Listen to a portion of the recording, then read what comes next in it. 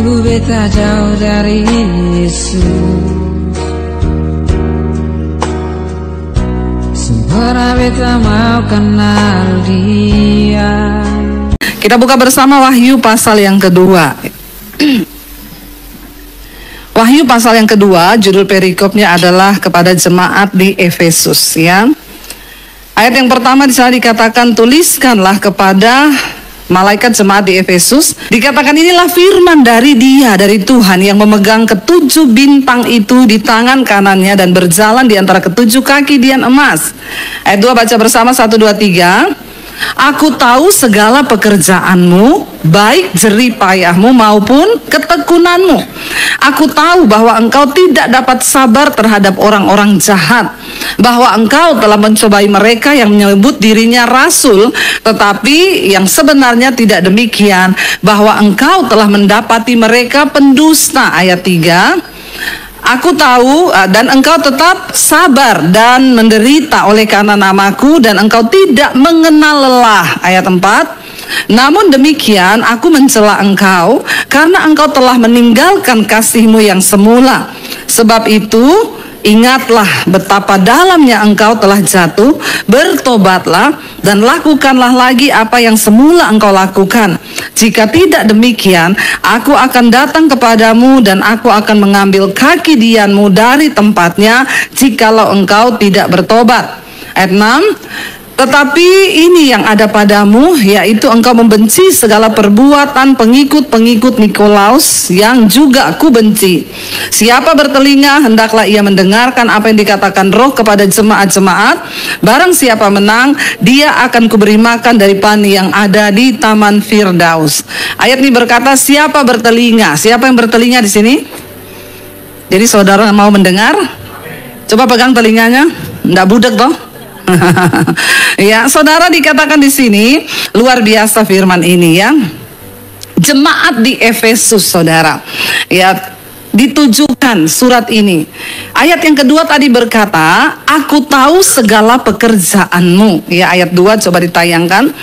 Aku tahu segala pekerjaanmu, baik jerih payahmu maupun ketekunanmu. Aku tahu bahwa engkau tidak dapat sabar terhadap orang-orang jahat, dan bahwa engkau telah mencobai mereka yang menyebut dirinya rasul, tetapi yang sebenarnya tidak demikian, bahwa engkau telah mendapati mereka pendusta. Saudara, jemaat di Efesus ini luar biasa, ya. Dikatakan mereka itu yang pertama, Tuhan tahu segala yang kita lakukan itu Tuhan tahu. Ya, saudara, apapun yang kita lakukan ini Tuhan tahu. Sampai ke dalam-dalamannya Tuhan tahu. Dan di sini Tuhan bilang, tuliskan kepada jemaat itu, aku tahu. Tuhan tahu segala pekerjaanmu. Ya, baik jerih payahmu maupun ketekunanmu. Jemaat ini baik nggak? Luar biasa nggak? Jerih payahnya, ketekunannya, ya. Pokoknya mereka ini rajin, luar biasa. Dan Tuhan bilang, aku tahu juga mereka bukan hanya berjerih payah, mereka bekerja baik, pekerjaannya baik, ya, tekun juga, semua baik. Bahkan bukan cuma itu, saudara, ya, Alkitab berkata, Tuhan juga tahu, ya, mereka itu tidak sabar terhadap orang-orang jahat. Ya, kalau ada orang berbuat jahat rasanya, gitu ya. Ini orang kok jahat ya, ya, kok selingkuh terus nggak tobat-tobat ya. Ini orang kok gini, dia tidak sabar. Bahkan bukan cuma itu, jemaat di Efesus ini telah mencobai mereka yang menyebut dirinya rasul. Ada orang-orang yang tampil mengaku-ngaku mereka hamba Tuhan, mereka rasul. Ya, kalau ada yang asli selalu ada yang palsu. Benar nggak, saudara, ya? Tas saudara itu ada yang palsunya. Ya, bahkan ada yang terlihat seperti asli loh.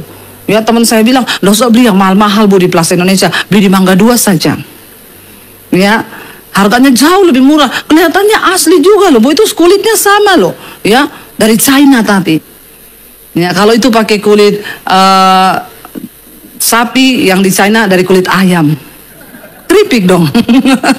Ya, sepintas terlihat sama, tetapi barang yang asli sama yang palsu pasti beda, dan satu saat akan teruji. Nah, jemaat di Efesus ini, mereka tuh bisa membuktikan loh, hamba Tuhan asli sama palsu. Loh, jemaat di sini bisa nggak buktikan yang asli sama palsu? Ayo, ya ini pendeta asli sama palsu bisa dibuktikan enggak? Tahu enggak bagaimana membuktikannya? Saya juga enggak tahu. Ya, tapi mereka bisa loh. Dan Tuhan tahu, Tuhan bilang aku tahu bahwa engkau itu telah mencobai mereka yang menyebut dirinya rasul, tapi sebenarnya mereka bukan rasul. Dan benar kata firman Tuhan, akhirnya benar engkau mendapati bahwa mereka semua itu pendusta. Jemaat di Efesus berhasil membuktikan itu nabi palsu, itu rasul palsu, itu hamba Tuhan palsu. Tuhan bilang aku tahu dan kau berhasil membuktikan. Ayat yang ketiga bahkan lebih luar biasa lagi, di sana dikatakan dan engkau tetap sabar dan menderita oleh karena namaku. Ini jemaat luar biasa loh. Mereka tuh menderita karena nama Yesus, sabar. Dijalani, disyukuri, mereka sabar. Ya, memang ada orang-orang tuh yang memang karunianya menderita. Dan dia sabar. Saya ingat teman suami saya dulu, saudara, datang ke rumah. Ya, dia itu ya sebenarnya ada uang, kaya, diberkati. Cuma memang ya dia kalau datang ke rumah itu naik motornya tua sekali. Dia pakai jaket itu jaket hadiah motor Honda yang sudah lusuh, sudah tua sekali. Dia pakai celana coklat. Lalu dia datang, dia bilang sama suami saya gini, tahu nggak celanaku ini? Ini celana pramuka zaman kita SMA dulu loh. Terus saya bilang, iya saya tahu. Itu jaketmu juga jaket hadiah motor jadulmu itu kan. Kalau nggak dikasih hadiah kan udah punya jaket kan. Lalu saudara satu saat dia bilang begini, ya, dia tuh tiap datang itu bawa rantang susun gitu ya. Di bawah tuh ada nasi, nomor 2 ada sayur bayam bening. Terus di tengah di 3 itu tempe tahu goreng sama sambal.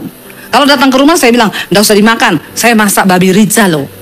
Lebih enak ini makan. Iya nanti tak makan, tapi ini tetap tak makan dulu. Kenapa? Sayang ya, ini 5.000. Aku tiap hari tuh makannya ini, tiap hari dia makan itu.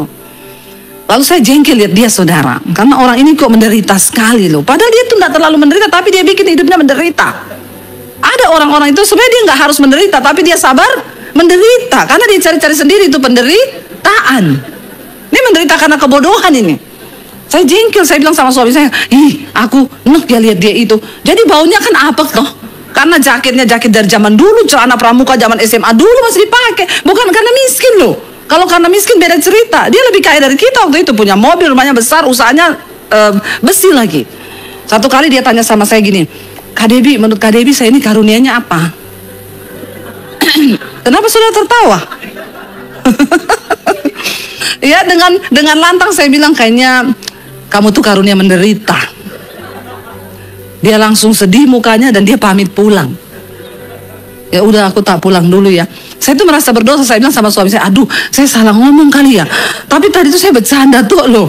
Ya masa dia masukin hati? Gimana ya caranya? Suami saya bilang biar aja, emang bener kok dia karunia menderita. Besok dia datang lagi, saudara. Dia bilang sama suami, saya mau ketemu istrimu, mau konseling. Lalu dia bilang begini, Kak Debbie, dia panggil saya Kak, dia menghormati ya. Kenapa Kak Debbie bilang saya karunia menderita? Waduh, saya bilang, wah cilaka ini, kepahitan dia ini gara-gara omongan. Saya bilang, aduh sorry ya, aku tuh cuma bercanda loh. Bercanda. Ternyata masuk di hatinya, saudara. Saya minta maaf ya, saya tuh kemarin gak bener, saya tuh cuma bercanda, mulut saya ini memang iseng. Enggak Kak Debbie, tapi memang bener. Wah jadi panjang nih ceritanya. Malah bener dia punya karunia menderita lagi. Kenapa? Kemarin tuh loh aku punya uang 100 juta, tak taruh di saham. Temen nawari, saya taruh. Abis itu saya berapa bulan ini mau saya minta, dia bilang habis, ludes, nggak ada lagi. Terus saya tuh kemarin jual mobil. Ya karena saya butuh uang untuk dagang, karena uang itu sudah saya taruh semua di saham-saham, ternyata hilang semua. Saya jual mobil. Ada orang datang mau lihat, dia bilang boleh nggak saya test drive, pinjam kuncinya, dikasih sama BPKB-nya. Ya orangnya pergi nggak kembali sampai hari ini. Jadi dia tuh ngomong sama saya sambil bercucuran air mata. Dia bilang iya makanya kemarin waktu Kak Debbie bilang aku karunia menderita, bener. Saya bilang astaga, uang ratusan juta kamu taruh di saham, terus kau tiap hari makan tempe goreng sama sayur bening. Menderita sekali hidupmu. Saudara, ada penderitaan yang memang dari Tuhan, tapi ada penderitaan yang memang kau buat-buat sendiri. Nggak sekarang ya. Jadi saudara, penderitaanmu itu karena apa? Karena menderita sendiri atau karena Tuhan? Dikatakan jemaat ini saudara, mereka sabar dan menderita loh. Tapi ini oleh karena nama Tuhan mereka menderita, jelas. Ya bukan karena kayak dia itu, uang ada ditaruh di saham, dia makan tempe tiap hari. Kesian kan? Menderita. Ini dikatakan mereka menderita karena nama Tuhan Yesus. Dan engkau tidak mengenal lelah. Wow, ini jemaat. Tetapi pada akhirnya firman Tuhan bilang, namun demikian aku mencela engkau. Kenapa? Karena engkau telah meninggalkan kasihmu yang semula. Saudara, seseorang bisa melakukan segala sesuatu dengan hebat tanpa dia mengasihi Tuhan, tanpa dia mengandalkan Tuhan. Banyak orang bahkan melayani Tuhan, mereka tidak mengasihi Tuhan lagi. Tapi hebat, ya. Hebat dalam pelayanan, hebat dalam pekerjaan, dalam berbisnis, hebat. Tapi dia nggak mengandalkan Tuhan. Kenapa Tuhan bilang aku mencela engkau? Karena engkau telah meninggalkan kasihmu yang semula. Segala sesuatu yang kita lakukan dalam hidup ini, entah pekerjaan, pelayanan, atau apapun, harus didasari akan kita mengasihi Tuhan. Karena kita mengasihi Tuhan. Ya, ada orang-orang yang melayani tapi dia nggak mengasihi Tuhan. Bagaimana si orang itu bisa jatuh dari kasih yang semula? Saudara, di dalam proses pertobatan di hidup kita itu ada tahap-tahapan. Ketika seseorang bertobat, itu ada yang namanya cinta mula-mula kepada Tuhan. Kasih yang mula-mula kepada Tuhan. Nah, ada 3 tahapan di dalam kasih yang mula-mula itu. Ketika orang bertobat menerima Yesus, yang pertama itu adalah tahap proses, ya, dia itu dibenarkan. Waktu orang ketemu Tuhan, dia berjumpa Yesus, ini kita berdosa nih, ya, lalu kita dibenarkan oleh Tuhan.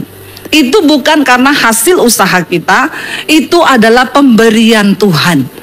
Ya, jadi saya ini waktu dipanggil Tuhan bukan saya baik loh. Saya ini penuh dosa, saya mau bunuh diri. Tapi Tuhan benarkan saya karena kasih karunia. Makanya saya itu nggak terlalu peduli kalau saya misalnya berteman dengan seseorang, lalu ada yang bilang, ibu berteman sama dia ya, ibu nggak tahu itu dia itu dulu seperti apa. Saya bilang itu kan dulu, itu masa lalunya. Saya pun punya masa lalu, tapi kan sekarang dia nggak seperti itu. Sekarang kan dia sudah berubah. Ya mungkin Tuhan sudah lupa dosanya, tapi kau masih ingat-ingat. Ya kau yang harus bertobat, amin. Waktu kita bertobat, kita ini nggak ada yang benar. Ini loh kasih karunia. Kita diselamatkan bukan karena perbuatan baik, tapi itu hasil pembenaran dari Tuhan. Semua kita, termasuk saya. Orang saya waktu dijamah Tuhan, saya mau bunuh diri, penuh dosa, hidup saya hancur. Tapi saya dibenarkan bukan karena perbuatan baik, karena kasih karunia. Itu tahap awal orang pertama kali berjumpa dengan Tuhan. Ini jangan dipakai, diterjemahkan untuk sekarang ya, setelah sudah pelayanan, lalu bersinah, homo, selingkuh, terus ngomong, kita kan dibenarkan bukan karena perbuatan baik, tapi karena kasih karunia, pret. Itu sesat itu. Ada tahapan, ini loh yang namanya kita tidak boleh tinggalkan kasih yang mula-mula itu. Ya, pertama kali kita bertobat, kita dibenarkan sama Tuhan. Nggak peduli sehitam apapun dosamu. Dikatakan sejauh langit dari bumi Tuhan buang. Ya seperti timur dari barat. Dia membuang semua dosa dan pelanggaran kita. Tidak diingatnya lagi. Asal kita bertobat. Tapi manusia ingat nggak? Ingat terus manusia itu, nggak mungkin lupa. Karena manusia memang cenderung ingat yang jelek, ya. Makanya saudara saya tuh berteman, ibu nggak tahu ya dia itu ya, ibu nggak tahu ya itu ya, ya. Saya tidak mau tahu. Yang saya lihat dia yang sekarang. Tuhan sudah lupa. Ini namanya proses kita dibenarkan oleh Tuhan. Tapi setelah kita dibenarkan, saudara, itu ada proses yang kedua, tahap kedua, kita masuk dalam proses pengudusan. Waktu kita dibenarkan di sini ini, apakah kita sudah benar? Belum, tapi Tuhan yang benarkan kita. Bukan usaha kita, bukan karena kita benar, kita diterima kasih karunia itu maksudnya di sini. Kita dibenarkan karena kasih karunia, tapi kita sudah benar belum? Belum kan? Kita masih berproses. Tapi Tuhan terima kita sebagai anak. Tuhan angkat kita. Aku terima kau. Kau memang kotor, banyak dosa. Ya, kita ketemu anak di pinggir jalan, tidak berorang tua. Anak ini kotor, dekil. Waktu kita peluk dia, kita terima sebagai anak, dia sudah bersih? Belum, masih kotor, tapi sudah diterima kan?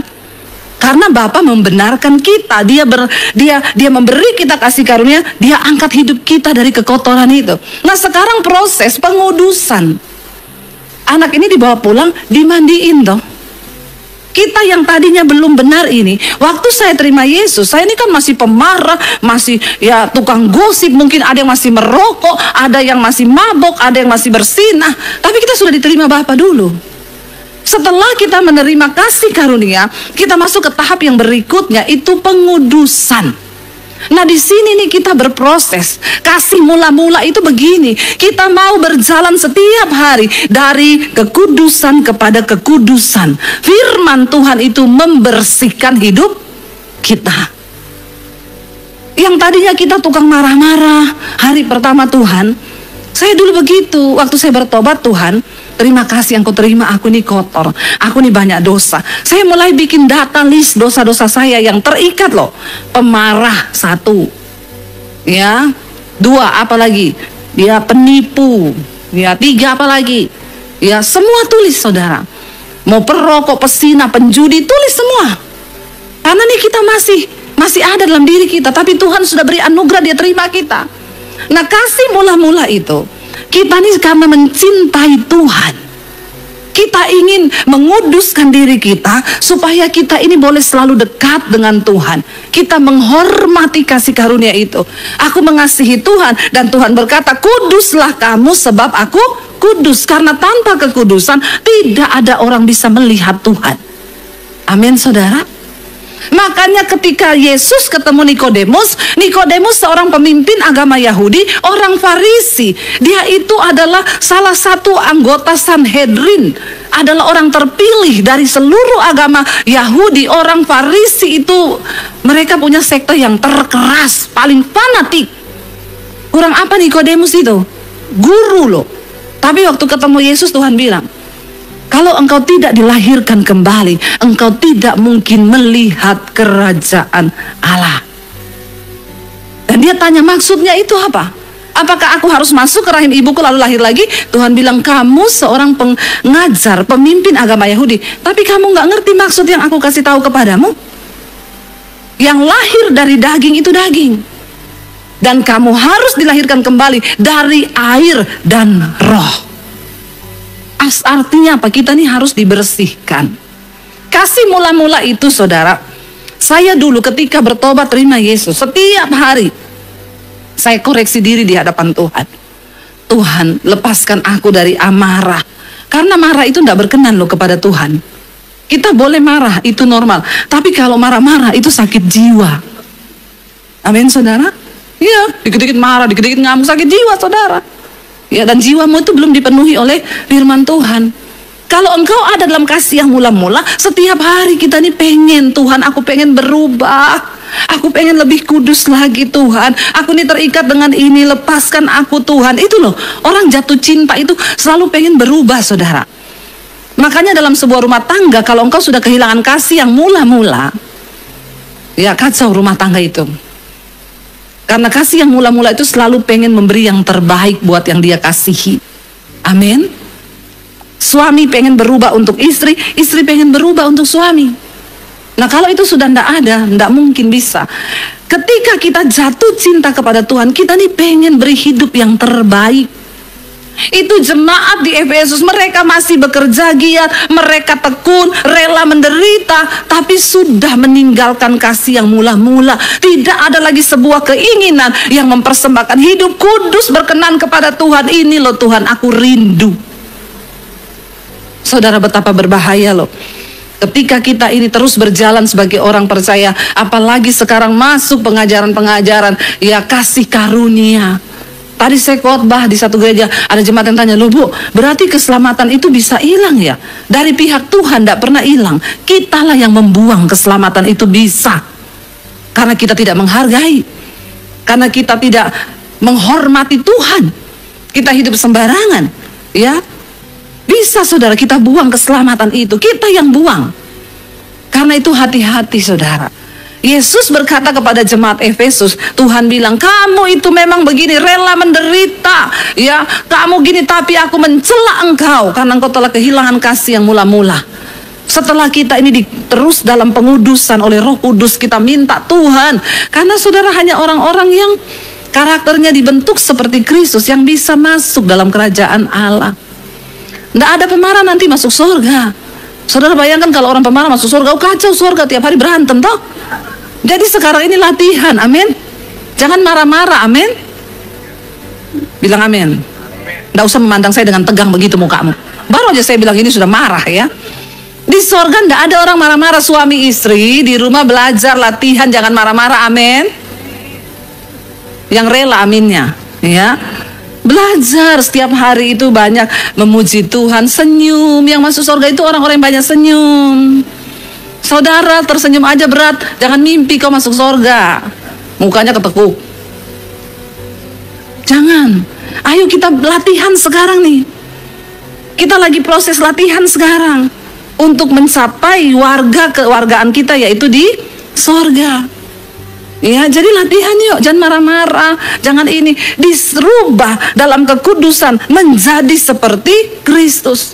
Nanti ketika menjelang kedatangan Tuhan, kita masuk di dalam proses kemuliaan, kita mengalami masa pengangkatan. Siapa yang rindu saudara untuk berjumpa dengan Tuhan Yesus? Kita semua rindu. Hari-hari ini banyak sekali berita-berita yang mengkhawatirkan. Makanya selama diberi kesempatan hidup, hiduplah bagi kepentingan kerajaan Allah. Amin.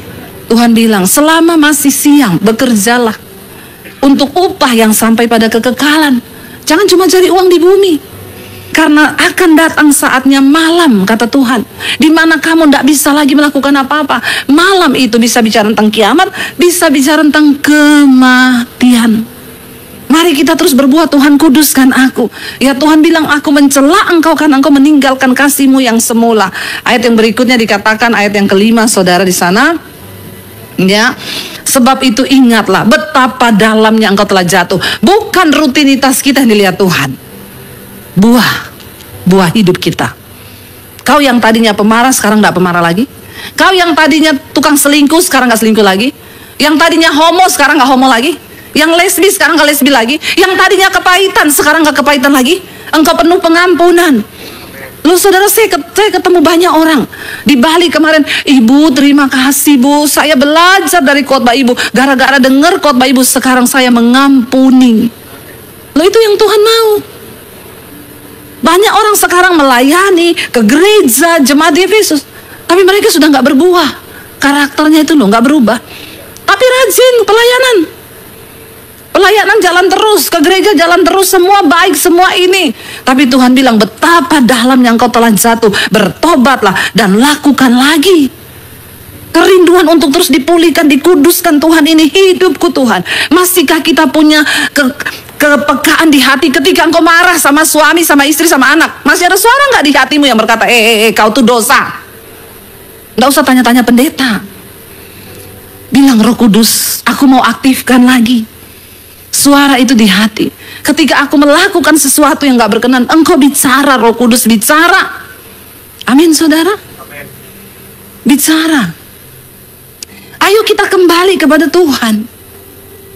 Ya, berlutut di kaki Tuhan. Jangan sampai dia bilang bertobat, lakukanlah lagi apa yang semula kamu lakukan. Dulu kita pertama kali bertobat kan kita tanya sama Tuhan. Kita mau apa-apa tanya, kita datang sama Tuhan. Sekarang kok mau melakukan apa sendiri, nggak pernah doa, minta tanda apapun loh saudara. Dalam hal apapun, kalau engkau mengasihi Tuhan, kau tanya sama Tuhan. Apapun. Berbisnis apapun, tanya sama Tuhan. Tuhan bilang kalau kamu tidak bertobat, aku akan datang kepadamu. Aku akan mengambil kaki dianmu. Kalau kaki dian diambil artinya apa? Binasa kita. Kaki dian itu cahaya Tuhan dalam hidup kita. Nah kalau itu diambil artinya apa? Kita binasa saudara. Ya, hati-hati Tuhan bilang. Kalau kita nggak bertobat, kita binasa loh. Waktunya habis, saya undang para imam musik maju ke depan. Mari saudara, jangan hanya kita rutinitas ke gereja setiap minggu, pelayanan setiap minggu, tapi lakukan ya dengan hati yang masih tetap itu pengudusan kita, pembenaran kita. Kita masih rindu suara Tuhan, kita masih tanya Tuhan, kita masih libatkan Tuhan. Kalau kau marah, denger nggak Roh Kudus ngomong dosa. Amin saudara. Kalau udah nggak denger suara gitu lagi, bertobat loh. betapa dalam kau telah jatuh. Tapi kalau engkau masih dengar suara Tuhan, ya kita masih tiba-tiba nangis. Kita bisa tiba-tiba, Tuhan, terima kasih Tuhan, kau tegur aku, terima kasih Tuhan, kau ingatkan aku. Kita mau bilang di hadapan Tuhan hari ini, ku cinta kau Yesus. Kami mencintai engkau Tuhan. Ajar kami jatuh cinta lagi dengan Tuhan. Karena kasih yang mula-mula itu yang Tuhan mau. Bukan soal kegiatan kita.